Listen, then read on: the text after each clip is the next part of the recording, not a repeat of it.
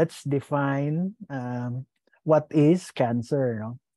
An abnormal lesion or growth, no, in or on the body, okay, that may be benign. That means it's not cancerous, no.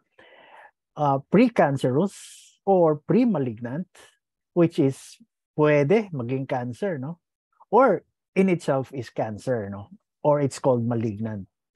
Now, it is a term in which abnormal cells divide, no, without control. So mabilis ang reproduce nitong mga cells, and it can invade nearby tissues. Ibig sabihin, ang term naman ng spread is metastasize, the medical term, no. Cancer cells can also spread to other parts na hindi katabi niya.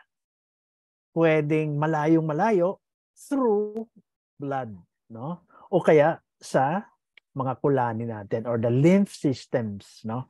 So, hindi porke malayo ang baga sa matris o malayo ang baga sa prostate ay hindi tatamaan ang baga.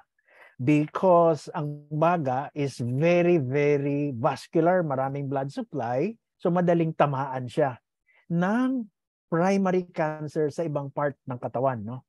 Whether it is from the breast, whether it is from the uterus, etc., no? Tatamaan pa rin siya, o kaya kulani, no?